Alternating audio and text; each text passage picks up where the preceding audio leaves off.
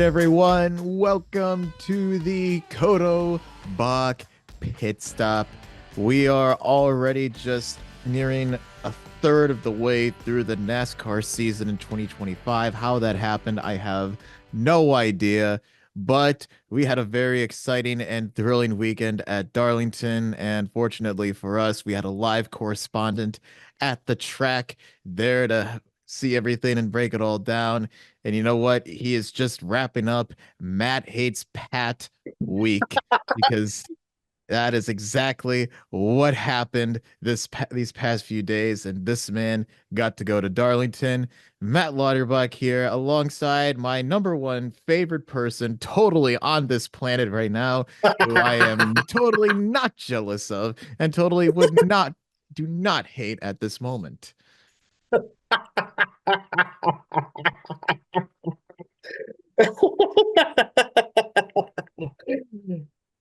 The co-host of the Codo Bach Pitstop, Patrick Codo, who just came back from a wonderful trip at Darlington Raceway this weekend. Matt, do you still hate me for all the shit you saw? I despise you so much.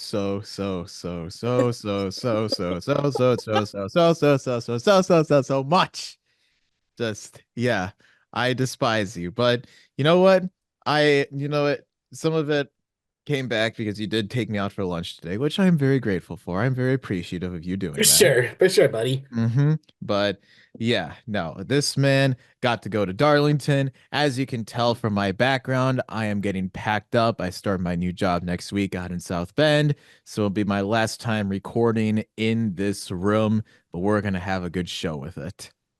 We are gonna have a good show with it. We are indeed. So, Pat, before I talk to you about your fun-filled weekend at Darlington, we had a lot of fresh paint hitting the track. It was throwback weekend. It brings out the best and sometimes the worst in team owners' paint departments, Chase Elliott. Yes, fire the son of a bitch who designed his throwback scheme. hmm No Looks doubt. nothing like compared to Ken Schrader's. No, did not look anything. That was just an abomination compared to Ken Schrader's car from Yes. 1984. That was just complete butchering and an abomination. But Pat, we're just gonna move aside from Chase Elliott's scheme because we'll never have to see that scheme out on the track ever again. Uh, whose paint Burn scheme? it, burn it, burn it. Yes, exactly. My thoughts exactly, my friend. But we're going to get to paint scheme of the week. Whose paint scheme were you enjoying and you're going to be riding with this week? Well, it's likely a scheme I'm going to steal from you, but there's so many good schemes. This scheme I'm going with is good old Kyle Larson's Tony the Tiger paint scheme, throwing it back to good old Terry Labonte.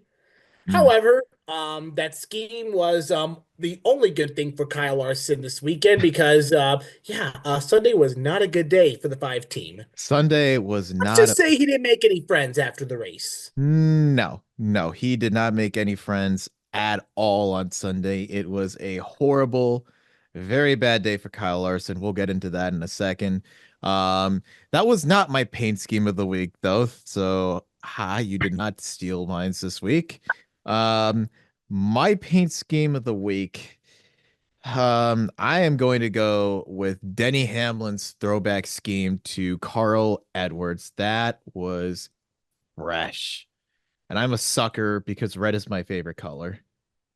Hey, for those Chase Elliott, for those in Hendrick Motorsports that designed Chase Elliott scheme, take notes. Mm-hmm. Larson's and Hamlin's schemes were spot on. Mm-hmm. Mm-hmm. No doubt in my mind, they were incredibly spot on for that race. Denny Hamlin, him and Carl Edwards, former teammates at Joe Gibbs Racing, they're good friends. And Denny Hamlin, what a fucking tribute to one of the popular drivers in the sport. Yep.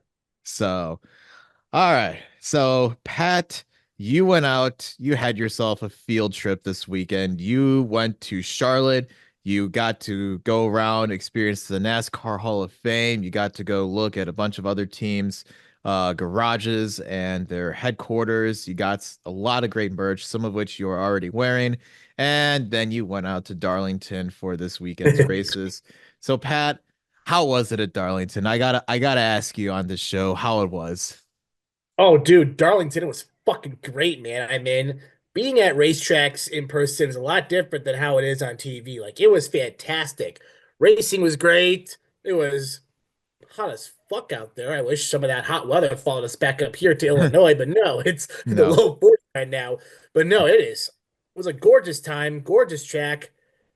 Um, the shops were great, the museums were great, the Hall of Fame was great. If I had to choose the best museum out of all, it is RCR. They have one room, actually two rooms full of Dale Earnhardt's car. That's Two rooms full of Dale Earnhardt's car, and they have a couple rows of Kevin Harvick. And I forgot to mention this to you, Matt, at lunch today. There is a room at the Richard Childress Museum that has Earnhardt's hauler. oh, okay. The day Earnhardt died. From the Daytona 500. Yep, that Oh, hauler parked wow. in that spot, never Wow. moved again. Never moved again. Wow. Never, ever, ever moved again. Wow. That's there's just a lot of history with RCR. You and I we got to go inside the hauler too. I walked inside the hauler. we have rock dogged RCR so much on this show. We have put them in a lot of bad spotlight, but you know what? You We have did. we You yeah, did it, man. I've done quite a bit of it, but you know what? I cannot deny that RCR has a lot of historic history. They Yeah. The hauler I walked in was the hauler that they used for Dale. It never moved in the spot. It nope. stayed put once it parked there. Yeah, that's wow. 24 And years Richard later. Childress had his own hunting exhibit. What museum or Hall of Fame has their own hunting exhibit? Man, Richard Childress, there's just a lot of history with his family and his team. Their family is a very tight run organization, but you got to give them a lot of credit for putting on a great show of history and with They their also have Tyler Reddick's Xfinity Championship car. yes, Reddick did win the championship with them back in 2019. Yeah, that's when everyone was really forward to seeing what Tyler Reddick could do. Oh, yes, no, some proud history. Yes, some very, very, very proud history It gave me goosebumps too when I found out that the hall I walked in was the last was never was hasn't been used since since yeah, Dale's death. Which yeah. I can't say I'm surprised because Hmm. point of using it. Yeah. Yeah. No, honestly, when Dale Earnhardt died, a lot of everything around him kind of just stopped. The three car wasn't racing anymore until Austin Dillon stepped up. His sponsor, GM Goodwrench, they kind of went away from a different paint scheme that, Kevin Harvick drove a white version of that car. His hauler was never used. It was just kind of everything sort of stopped. And honestly, you know, s- say what you want, but I feel that's very respectful on the part of RCR to never use that hauler ever again. Yep, and they never will. They They never never will. They will. had all the stuff in that hauler that happened the day of Mm, the unfortunate death. yeah. So, Yeah. man, Dale, Yeah. rest in peace, Dale Earnhardt, Yep. But yeah, out legend. of all museums, that was the greatest museum I have ever witnessed for RCR. Great view, and shout out to our buddy Dalton Good for giving us a tour of the garage. We got a tour of that garage. We got a tour of the Junior Motorsports garage. Oh, I forgot to tell you too. We also got a tour of the Colin garage as well. Oh, he went to college. Okay. Hey, there you We went to go. Colin as well. Obviously, Junior Motorsports, Front Row Motorsports, Hendrick Motorsports, of course. RFK, RFK, Hendrick Motorsports has themselves a complete spread out campus. Joe Gibbs Racing, of course. We saw the new um, place for 2311. 2311. We actually saw good old hope I say this right. Buddha um uh whoever Bubba's old crew chief was, Hey, Booty Booty Barker. Barker. Yeah, Booty Yeah, Barker. we saw him in his wheelchair. Oh, at 2311. Yep. Oh, there you We go. got the two. Also at GD Motorsports, we saw Jamie McMurray do a one-on-one with Carson Quaffle, who Yeah. did his throwback in the Xfinity race. So we walked by Hmm. and I'm like, oh shit, Jamie McMurray. Yeah. Yep. Yeah, no, it is a great experience, Matt, and I shit you not, you can easily just walk in and check out, the shops that they have in there. You can easily walk in. Yeah. No, it You can easily sounds. walk in, we can easily walk in, go check it out. Mm, Like I said, we were in the right place for our time situation for a tour at Junior Motorsports. mm, We're talking about all the tours we've had at Cullen. You're like, you know what? We'll give you one too. wow. Wow. I That's kid you not. We told them about the experience we had at Cullen, and the lady at the front desk, like, you know what? I'll give you a little tour as well. wow. That's really nice. Junior Motorsports is another one too. Very classy race team and organization. Sadly, no photos. We have no No, photos, which yeah. you're not supposed to take at the garage. But Sucks, but it's very understandable why. yeah, but it was a. I Yeah. definitely learned a lot of the behind the scenes of NASCAR. Oh, I guarantee just like being there in that garage, seeing everything happening, you definitely get a All nice the look. cars, the tools, the paint, the designs, all of it. Yeah. All of what goes on to putting together a good car to have Mm, a good race. yeah. And hey, Junior Motorsports, say what you want about them not going cup racing, but for them, they are one of the best in Xfinity. And they are very, Very fortunate enough to see, all the winning trophies that the teams had, the yeah. championships. Yeah. It it sounded like it was a lovely, lovely weekend for you, Pat. I'm And still then of jealous course of it. the Hall of Fame was fantastic. Oh yeah, yeah. And then you got to go see the Hall of Fame in Charlotte, which is just a couple hours away from Darlington. Yeah, so yeah, great experience, Matt, and ended it with some good racing. Um, yeah, no, it was great experience, Matt. And if y'all ever get the chance, please go, any of you. Yeah. Also, that you shared with me not too long ago, but there a new day's been announced in the state of Illinois, Justin Allgaier Day. Oh yeah, yeah. Yep. Yeah, Justin all yep. I believe it's November 9th, 2025, is when Justin Allgaier.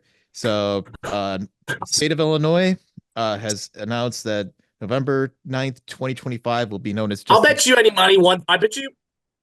I'll bet you any money the whole state doesn't even know who the fuck Justin Allgaier is. No, no. I mean anybody at least up here, probably more people down south in like central or southern Illinois. They'll probably know who Yeah, Justin Allgaier is, which makes more sense because Justin Allgaier is from Riverton, Illinois, which is further we south. know who Justin Allgaier is. Yep. Yep. Justin, Yeah, let's go, Justin, Justin Allgaier. yep, Justin, you're a legend up here. We commend you. We are proud of you. Way to represent the state of Illinois in NASCAR, my friend. So, all right. Yep. But yes, anybody that wants to go check out the racing shops in the Hall of Fame, please go. Please Yeah. go. I wholeheartedly agree. I need to get out and get myself out there. Maybe take a little vacation, or if I one day move my way up in the media ranks and cover more NASCAR stuff, I will get the chance to go out there and look at some of those facilities. But it Oh yeah. sounds like it was a fun weekend for you, Pat. Very happy that you got to go out there. Shout out Dalton for getting you guys in for a good tour at RCR. Sounds Yep. like it was a very fun time for you there. Yep. And But yet, Matt, but I know you still hate me just a little I bit. just just a little bit, just a little bit. But You hate I'm me more for going to the Daytona 500. yes, yeah, I'm still very envious of you for that, more so than this. But that's a story for another day. That's a story for a completely different day. But, anyways, Pat, let's get into some of the rumors, some of the silly season stuff. So, the big rumor going around right now in terms of the NASCAR schedule is the rumors of the season finale. Right now, it's saying that Homestead will return as the finale for 2026. But then this is interesting because this is something that you have said a lot on this show. It looks like starting in 2027, NASCAR is considering moving the finale from Homestead to Las Vegas. So, God, I hope those rumors are true. yeah, that would be some good race. We saw really good racing out at Vegas. We saw a lot of different contenders, a lot of wild I think card it'd picks. be perfect for the championship to be at Vegas. You're in a big market. The racing's been fantastic. Yeah. And you already I do would definitely, huh? you already do championship week out in Las Vegas anyways with the awards and stuff. I would definitely consider Vegas, and I hope the fucking rumors are true. Well, anything besides Phoenix, because Phoenix, I mean, unless they decide to bring back the option tire for the finale race, which I don't think they will. Oh, Uh, what the fuck was that? Oh, I am not happy with NASCAR taking away the option tire. well, you could see them doing it because they're going to be like, what? We need to have one of the final four drivers win a championship this year. We can't worry about those stupid ass option tires. With how fucked up the playoff system is, yes.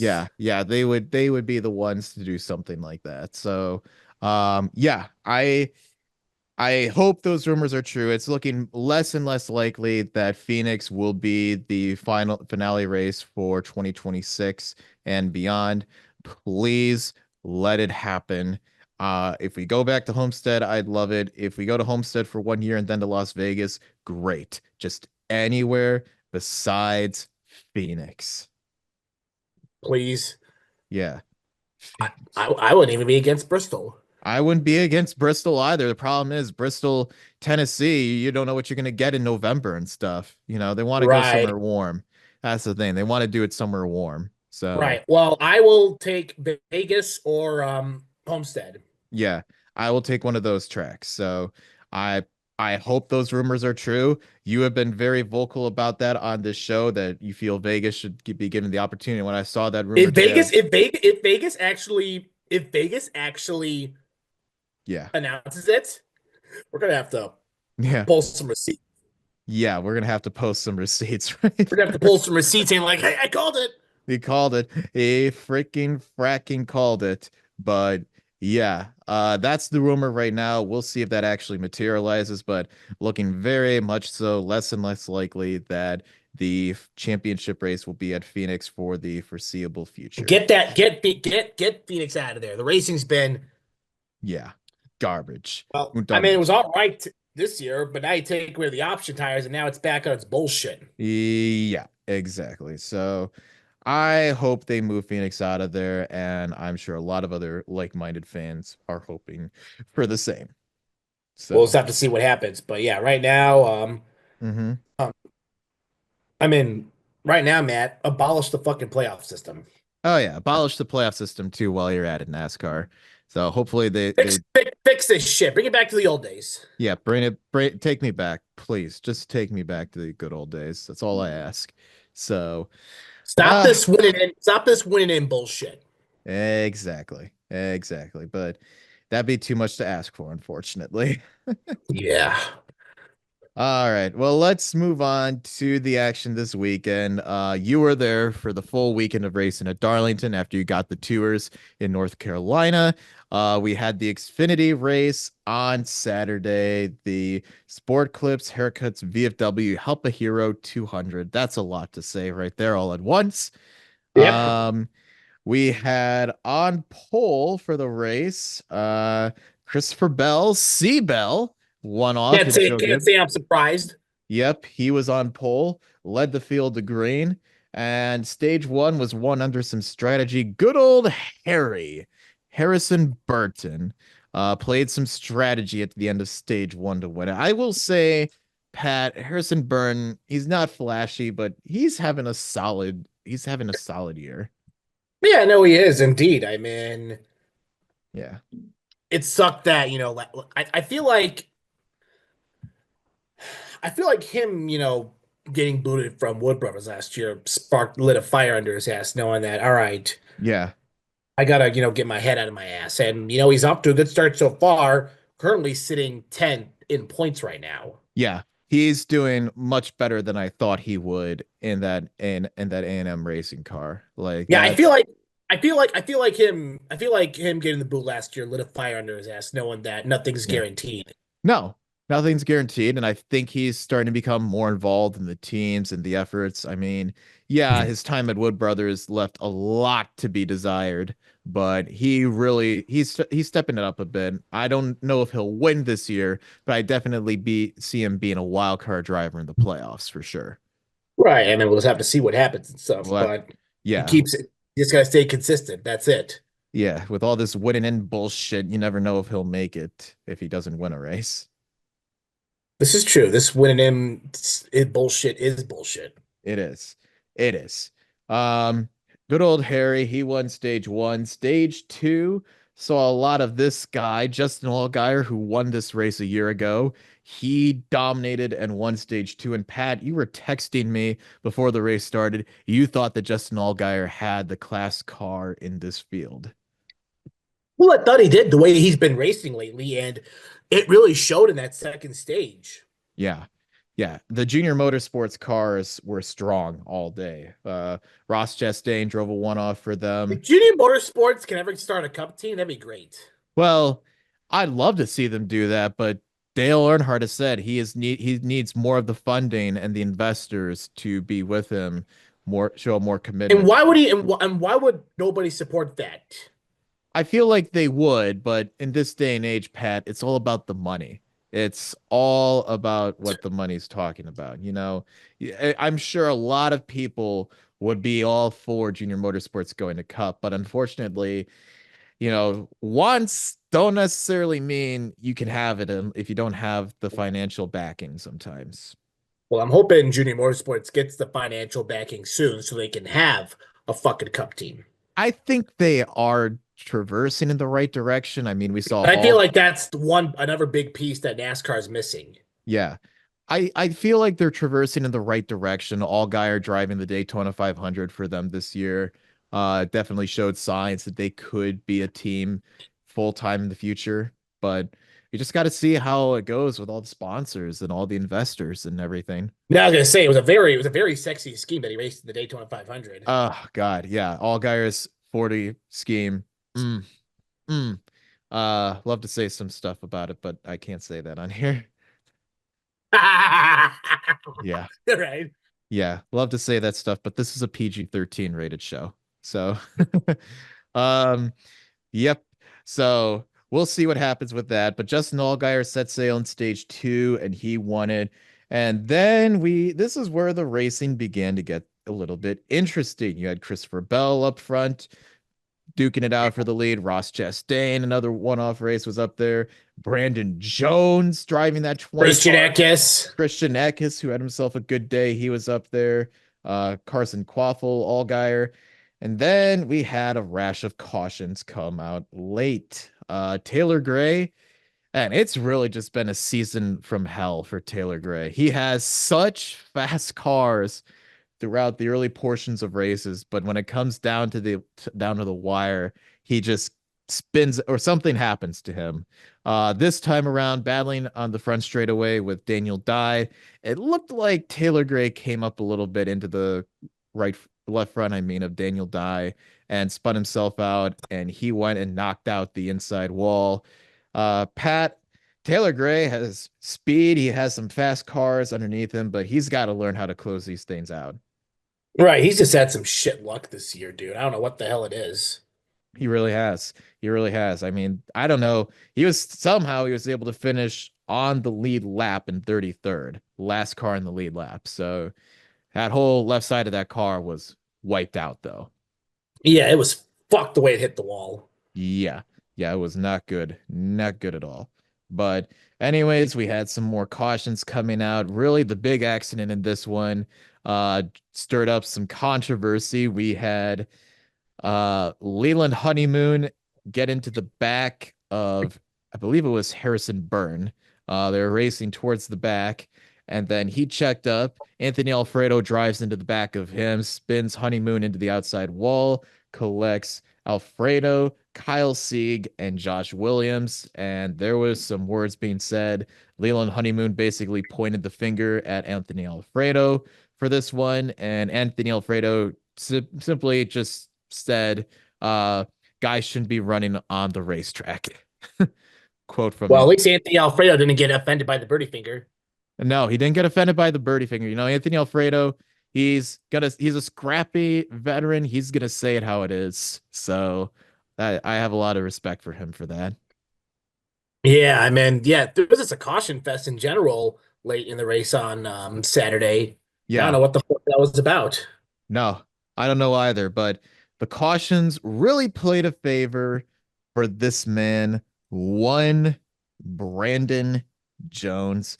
We have said quite a bit about Mr. Jones. He did not have a good time at Junior Motorsports in his 2-year tenure there. But Pat, ever since he came back to Joe Gibbs Racing, he has looked like a completely different driver. He's been up front, more consistent, and on Saturday, took advantage of a late restart, just pulled ahead, leading the last 12 laps, and held off Chase Elliott, who was catching up to him. And for the first time in almost 3 years, since Martinsville in 2022, Brandon Jones wins an Xfinity race, snapping a 98 race winless streak. He should have swept Martinsville in 2022. He should have, but we all know what happened there. Exactly. Well, for Brandon Jones, I mean, he was up there in the front to start the race, so I can't say I'm surprised that's how it ended. No, no, it wasn't. But for Brandon Jones, I guess I want to say it was a race that finally went his way.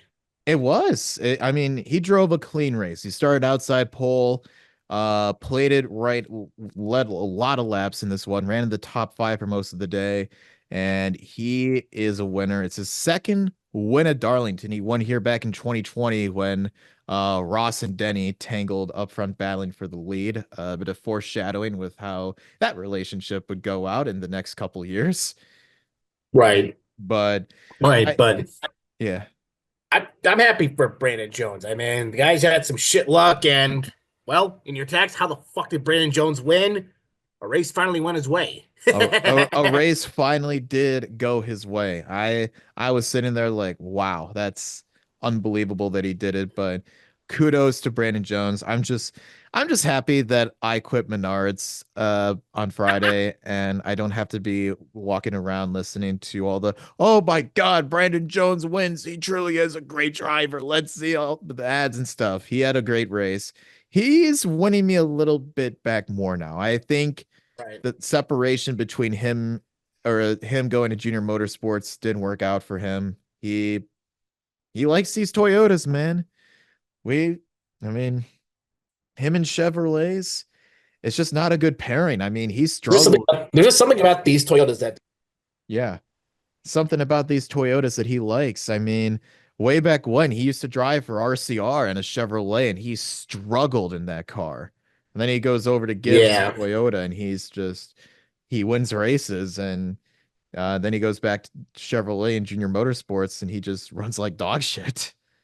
Yeah, what the fuck is that all about? Well, clearly him and Toyota, it's a match made in heaven. So kudos to Brandon Jones. He is locked into the playoffs now with that win. We'll take a look at the results. Chase Elliott, your guy, took second. Justin Allgaier settles for third. Ross Chastain fourth. It was a sweep of the top five after that for Junior Motorsports. Carson Quaffle with a good run in fifth. Connor Zilisch, his first ever race at Darlington. Fun fact, he was sixth. Christian Eckes, a good run in seventh. Nick Sanchez, another good run in eighth. Sammy Smith, who came out with an apology for his actions last week in Martinsville, took ninth. And then Sheldon Creed rounding out the top 10. So Sammy Smith, he Okay, was, good. Creed did not finish second. yeah, Creed did not finish second. So I was spared from having more heart attacks there. Well, at But this point, I mean, you're used to it because he's finishing second a lot. he's Silver Creed, man. He is just Silver Creed. What else do you There's expect his new from him? nickname, Sheldon Silver Creed. Well, Rick Allen coined him that name in Xfinity after he kept finishing second last year when NASCAR did their Xfinity coverage. But yeah, Sammy Smith, a little side note here, he did take responsibility eventually for the actions at Martinsville last week. He did apologize publicly to Taylor Gray, and he was fined, I believe it was fined $25,000 and docked 50 drivers points for his actions. So Good. Sammy Smith learned his lesson. At least he did apologize. Just, I wish you would do it sooner instead of making a big deal about it on TV. And you know how some drivers are. Yeah, some drivers are, Let the but heat of the moment get to them. yep, yep. They let the heat of the moment get to them, but hopefully Sammy Smith learned. So we'll see how that goes as the season progresses. Right. But Pat, we go from Xfinity on Saturday to Cup action on Sunday. The Goodyear 400, the big one. We had William Byron, who won this race in 23. He was on the pole. Ryan Preece started outside front row, and already on lap four, we just give a 21 gun salute to your paint scheme of the week.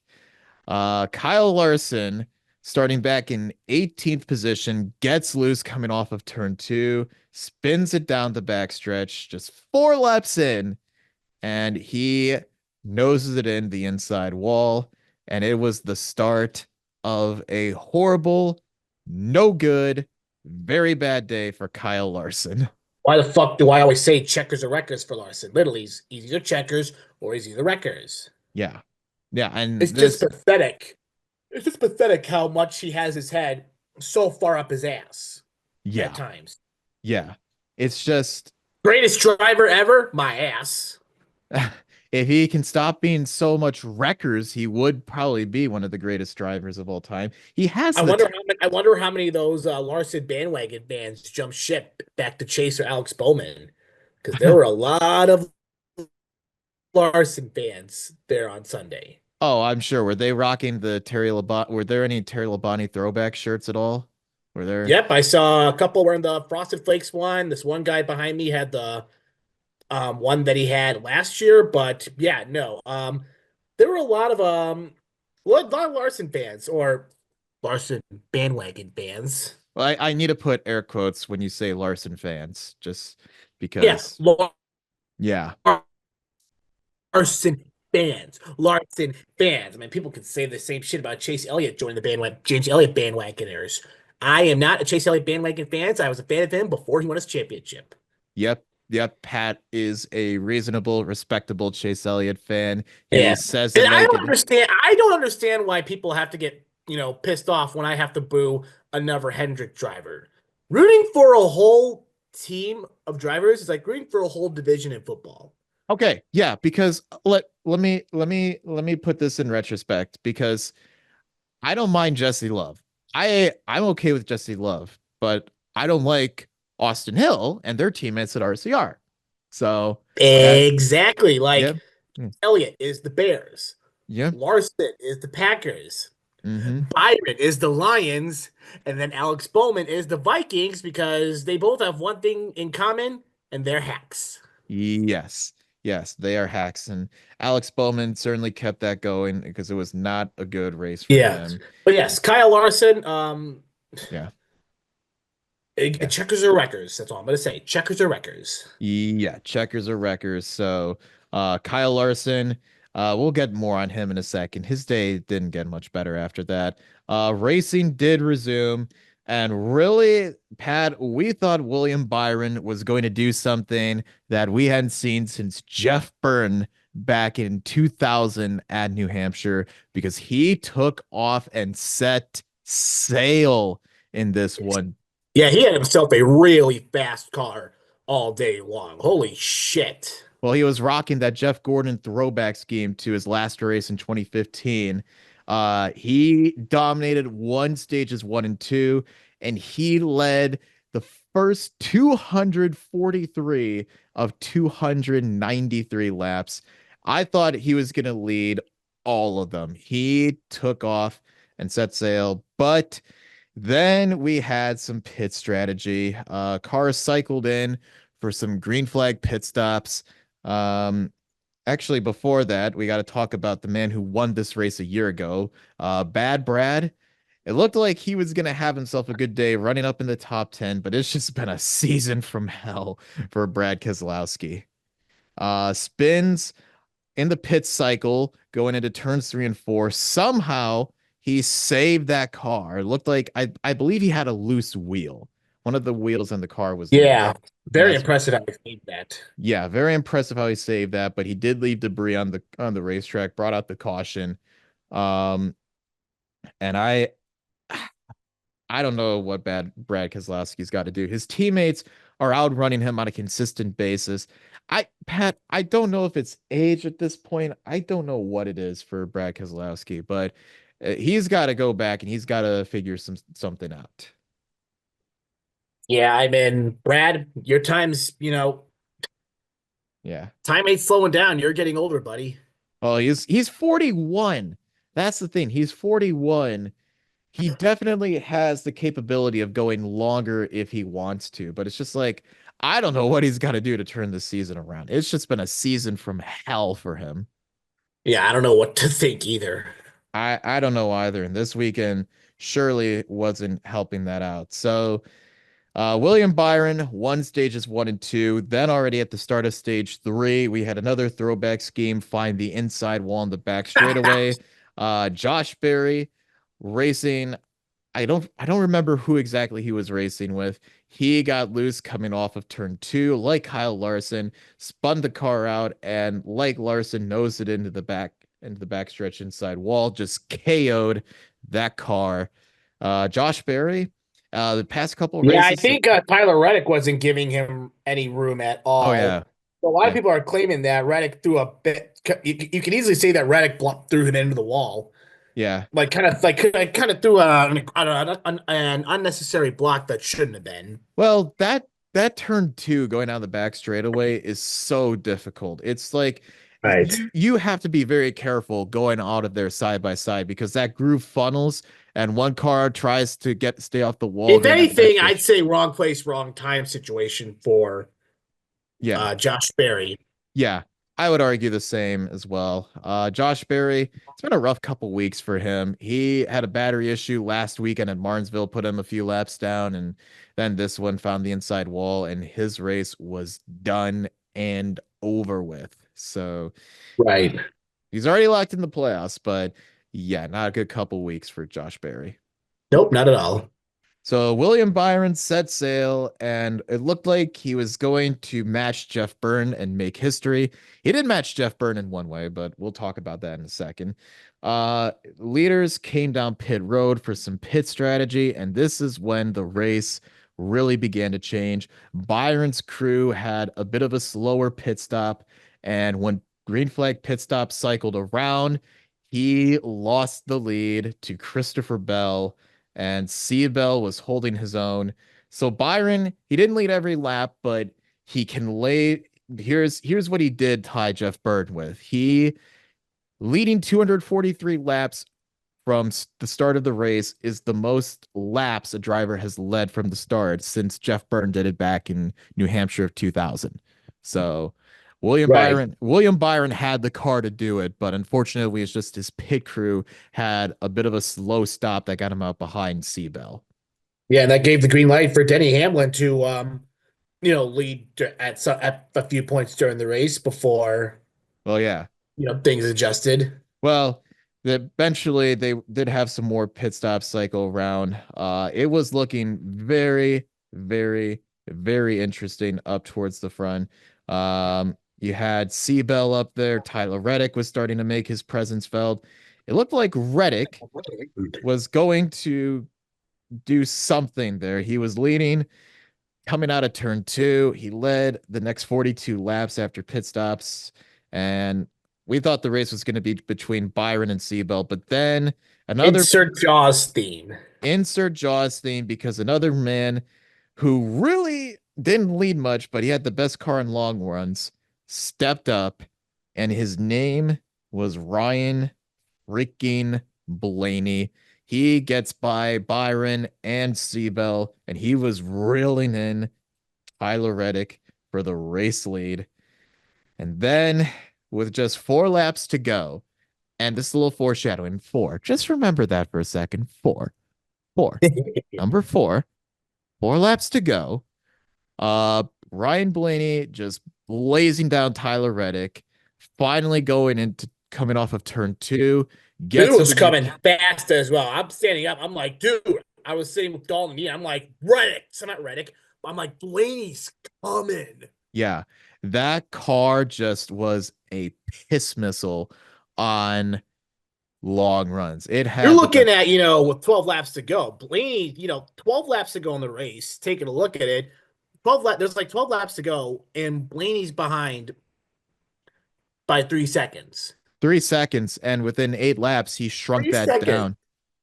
Yeah, he was Shut that coming. down. And you shut that down, took off from Reddick, and you think the son of a bitch has the race locked, right? Right. However, Mm-hmm. um, there is a certain buffoon that kind of fucked things up when he didn't need to. Yeah. So right as Ryan Blaney makes the pass for the lead, Tyler Reddick, his car was fading. He goes up, hits the wall coming off of turn two, and they had just passed the lap cars of Kyle Larson and Bubba Wallace. Larson reacted to Reddick hitting the wall, checked way up, and then Bubba got in the back of him, spun him out, and Reddick, just like he did on lap four, with 4 laps to go, mind you, knocks out the inside wall on the back straightaway again. Hits almost at the same spot as he did on lap four. It's just the irony right there. Yeah, Uh, let's just say Ryan Blaney hates Kyle Larson again. yeah, no doubt in my mind, because this is another one. Ryan Blaney had this race won, and Kyle Larson. And when we saw this before at Indianapolis last year, Pat, when they were just hand delivering that win to Larson on a silver platter. Yeah, Yeah. because Larson should have started at the rear because his car couldn't start after that big wreck. Yeah, his car couldn't start after that big wreck, and they should have put him back there, but they were just looking to get their golden boy the win no matter what. This time, the golden boy didn't get the win, but he prevented Ryan Blaney from winning. So, it, with just a couple laps to go, we had NASCAR overtime. Cars came down pit road. We knew the pit crew, whoever got out first, was going to be in good position to win. And this time it was Denny Hamlin. His pit crew stepped up and got him out first. Ryan Blaney had a terrible pit stop, put him back in the second row. And on the restart, it basically, I think it was between Hamlin and Christopher Bell, Joe Gibbs Racing teammates, and Denny Hamlin, who didn't really lead much at this point, only led a few laps But he up was in up this. there. He was up there. He was running the top five, but he wasn't really leading. His pit crew does the job. He gets Denny Hamlin to a big lead on the restart. He takes off, and man, uh, last week it was Denny versus the world, and you know what? He wanted that one, and guess what? He did it again because Denny Hamlin wins back-to-back races, and he wins at That Darlington. was also a piss missile that he had. Yeah, on that restart, he just took off. It was like, He geez, just took off and had that race won. yeah, it was just like to the rest of the field behind him, he was just like, adios, amigos. Adios, motherfuckers. Adios, motherfuckers. And Denny Hamlin, I mean, you kind of just have to expect that after the race, he's going to talk his shit. And afterwards, he gets up when interviewed and he says, there's two people I gotta thank. First, my pit crew, and then second, Kyle Larson. Oh God, Denny. Talk your shit.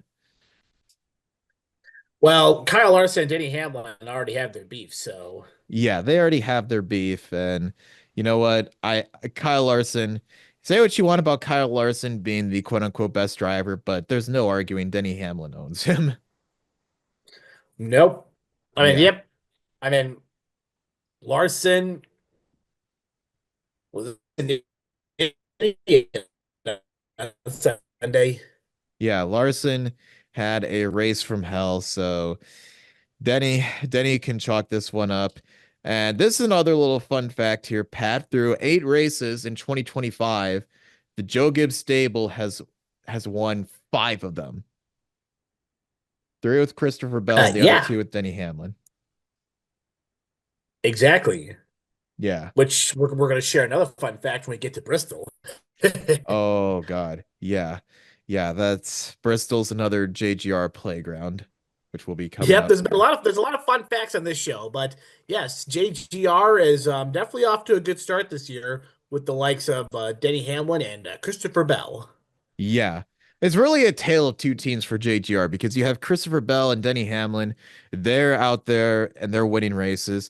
And then Chase Briscoe and Ty Gibbs are just like towards, they're not towards the back, but they're like, hey, what's going on? We're just fine watching you guys duke it out here for the wins and stuff. We'll be Chase all right. Briscoe right now is in the top 15 in standings for now. I mean, yeah, Briscoe's been consistent. He's been fairly decent. Ty Gibbs, on the other hand, he needs some more work to do. But he had a good weekend. Exactly, but he had a couple good weekends, so hopefully, he keeps it going. Yeah, he bounced back this weekend. So let's take a look at our top 10. We had Denny Hamlin winning, William Byron, who led all those laps. He has to settle for second. Christopher Bell in third. Tyler Reddick rebounds to finish fourth. Ryan Blaney, a heartbreaker. He was fifth. Chris Buescher, who was your pick to win, he took sixth. Ross Chastain seventh. Chase Elliott rocking that very awesome Hendrick scheme that you like. Finished is in eighth. Uh, yeah. There's that finger. There's that finger. Um, That's a nice, sexy finger right there.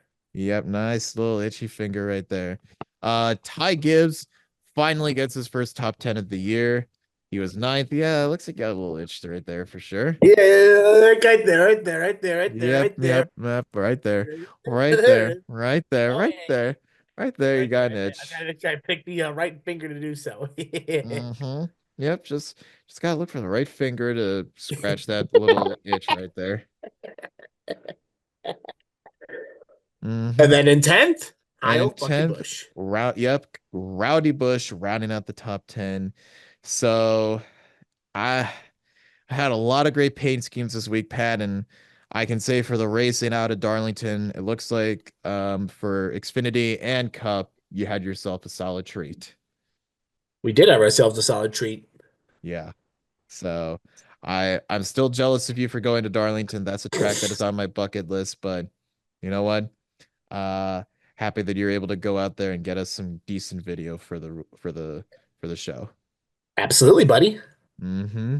So we'll get into the point standings right now because points got a little bit shaky. Denny is still William Byron, who's out in front, but Denny Hamlin has moved back into second ahead of teammate Christopher Bell. Your guy Chase Elliott consistently in fourth. Tyler Reddick fifth. Kyle Larson, a weekend from hell. He was sixth. Ryan Blaney seventh. Bubba Wallace eighth. Joey Logano ninth, and Alex Bowman rounding out the top 10 in points. So, Pat, that's all probably going to change this weekend as we head to another short track. Good old Bristol, the last Coliseum. It's not the great Coliseum anymore because short track racing has been an abomination, but there's hope. I'm hopeful that NASCAR will be able to do something good with it this weekend. Exactly. Like this is a great track to run racing, and Mm-hmm. how the fuck does NASCAR fuck it up? Uh, we'll see. They found new ways each and every week to fuck everything up. So Yep. just have to wait and see what happens. But Pat, we have a full weekend of action. Truck racing Friday night, Xfinity racing Saturday afternoon, Cup racing Sunday afternoon. Who we got? We'll start off with the truck races. As soon as I get it up here, Friday at 6:30 p.m. Last year I believe it was Nick Sanchez who won. He will not be racing this year, so who you liking for truck? All right. Well, obviously, we saw, after the great race we had in Martinsville a couple weeks ago, we saw how Daniel Hemrick pulled off the win. You know what? We're gonna see another big name try to pull a victory, and that name, Stuart Friesen. Oh, Stuart Friesen. I've not seen his name around. Currently sitting fifth in standings. So Yeah. Stuart Friesen is putting together a quiet but consistent season so far. He is, he Yeah, is. I think Stuart Friesen's got a good chance to pull off a win. I, I like that pick. All right. My pick is going to be a first time winner for this year. He won this race back in the fall, and you know what? I think he's going to have another good run of luck this weekend. Give me Lane Riggs. Ooh, I like that. Yeah. Lane Riggs, he's a great short track rainer. So this is his bread and butter right here. Yep, I like that. I like that pick. All right.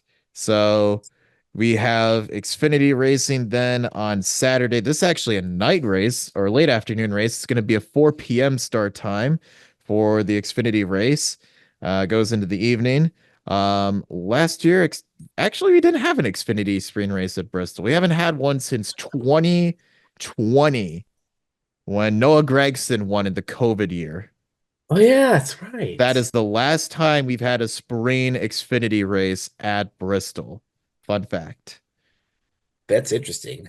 Yeah, well, because they ran the dirt race. They ran the stupid dirt race at Bristol for the last few years. I don't know why they only had one Xfinity race at Bristol last year. I don't know why they did that, but I oh think well. it's stupid, and the dirt race was stupid. The dirt race definitely ran its course.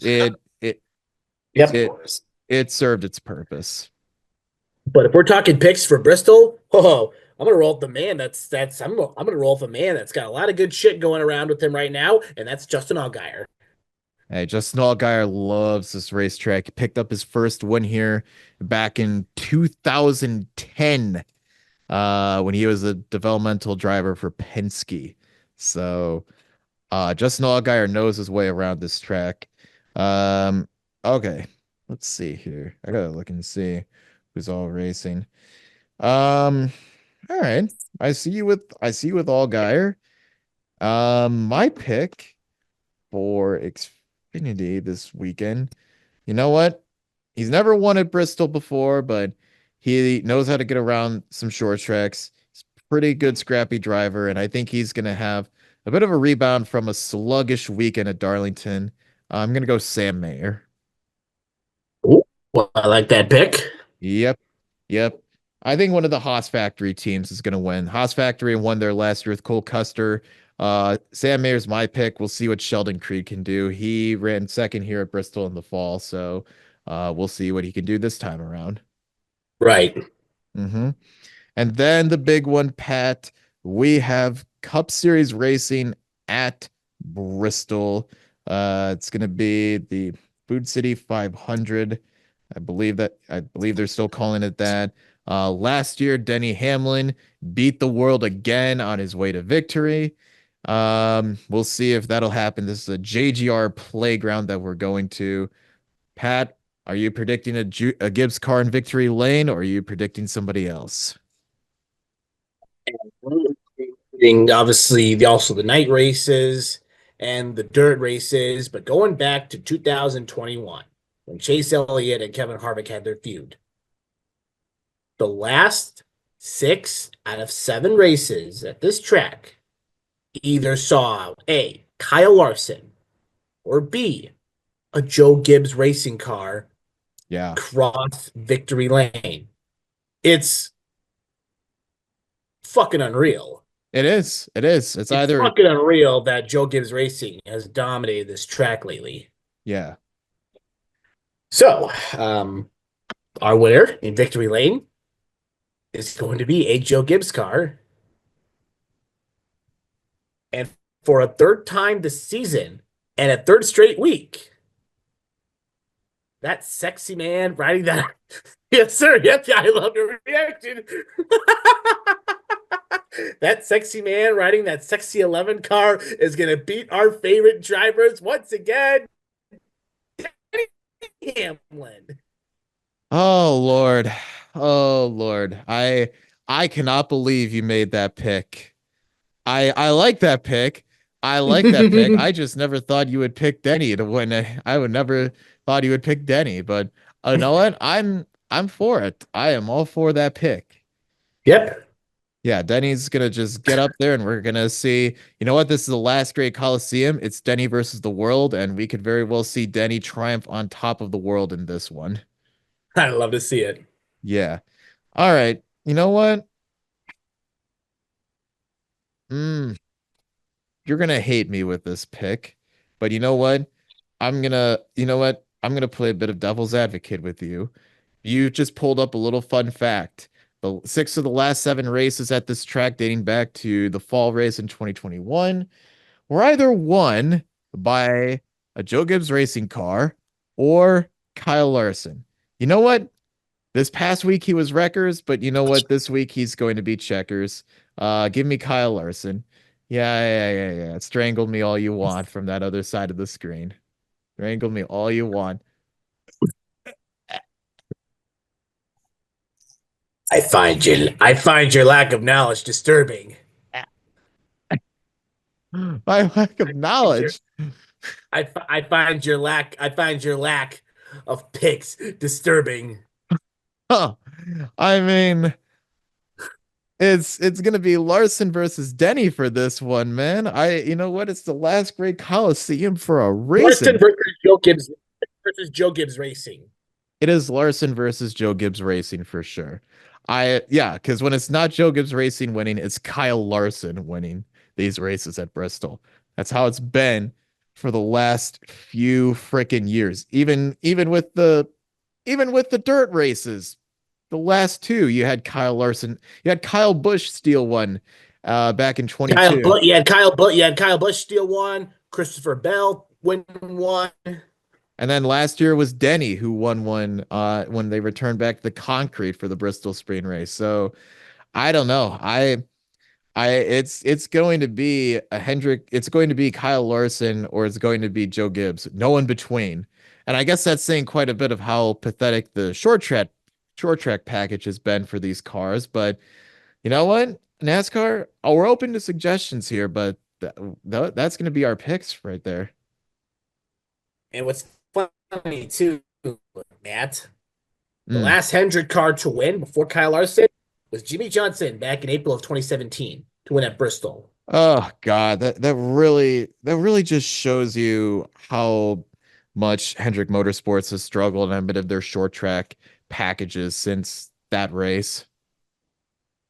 More like struggled at Bristol More, yeah, because struggled. Hendrick's been great at Martinsville. Well, no, yeah, I take that back. More so at Martinsville. Martinsville's been one of their tracks they've dominated at. Bristol has been, unless your name is Kyle Larson, Bristol's been a track that's been somewhat of a struggle Then for them. Chase Elliott had a chance in 2020 until he and Joey Logano butted heads. Chase has had quite a few opportunities to win at Bristol. Him and Joey getting into it there, and then next year him and Harvick getting into it the playoff race, and then yeah, you remember that one very well. Um, and then last year ran second to Larson, had a car that could have gotten up there, but with how the short track package is, Pat, Shit in 2022. He ate shit in 2022 when Chris Buescher left him in the dust. oh yeah. Same thing right there. It's just I here's the thing. I have no doubts that the truck and the Xfinity races at Bristol will be great.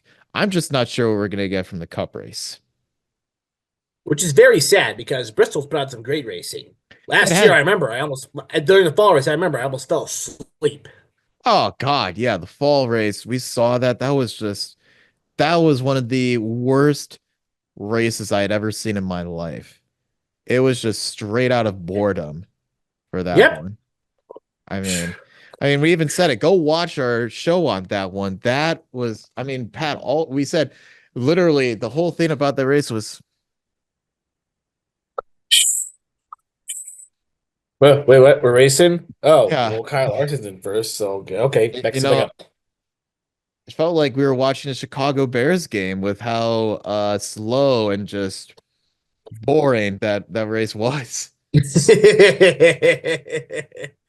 Yeah. But God, I don't know, man. It's just with Bristol. I mean, last year the spring race was okay because they had a tire compound. I'm hopeful that they'll do the same with that this year, but I really don't know. I really don't know what to expect from Bristol. Neither do I. But we'll see. We're open to surprises, but hopefully I'll be able to catch some of the race. I got to move into my new apartment this weekend. Hence all the moving boxes behind me. But if I don't miss it and the race is boring, then I'll be glad to have not missed much of anything. Right. But we'll see how it goes. But for the last time in this room, before we wrap up the show, we have our winners and our losers of the week. Pat, who you rocking with for our winners and losers? Well, I hate to admit it for this winner of the week, but you gotta show your love to Brandon Jones. Yeah, he came out on top when he needed to. And loser of the week, Mr. Checkers and Wreckers himself, Kyle Larson. I knew you were gonna go that one. I knew you were gonna go that route. Oh, you don't say. I knew exactly you were gonna go that route. Larson, a whole lot of controversy with him. Uh, people, yeah, a lot of Blaney fans not happy with the ending of the race. So, people in general not happy with how he brought out that caution at the end. But Yes, no, mhm, it was bullshit. it was. All right. My winner of the week, it's gonna be Denny and that 11 team, specifically that crew. They stepped up when it mattered most, got him the lead on the last pit stops, and he just took off and set sail. So that 11 team, they're back to their old ways, and they may get their third win in the road this weekend at Bristol. My loser of the week. I hate to say it because they had a great car, but with how fast their car was, they should have won it and led all the laps. It's got to be that 24 pit crew. Uh, Yeah, no, William. I have to agree. He just let it get away from him like that. And then once he pitted, he was screwed. So, yeah, I like that pick. Yeah, I mean William Byron, his car was good on cleaner all day, but when he got mired back in traffic and he lost the lead on that pit cycle, and yeah, it didn't have that clean air anymore. He just wasn't the same. Yeah, that Hmm. was really bad, and Yeah. yeah, not a good ending for William Byron. I mean, as they always say, Matt, doesn't matter how you start, it matters how you finished, and Byron did not finish. No, he finished second still, but he should have finished in victory He lane. should have won the fucking thing. He should have won the whole fucking thing. Had a fast car all race long.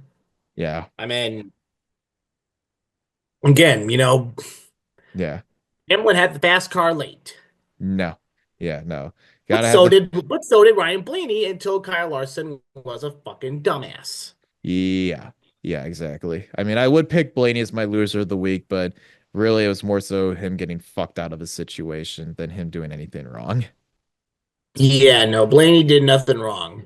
It was just bad timing, which really for that 12 team, that's been the story of Blaney's whole career. I mean, he's won a lot of races, he won a championship, but I said it before, he should have much more wins than he already does. I agree with you on that. Yep, yep. I mean, we've seen it before, Pat. We've seen it before in person. Gateway last year, prime example of one. Yep, some a bitch ran gas and Mm-hmm. yeah, lost. Yep. Not a good one there.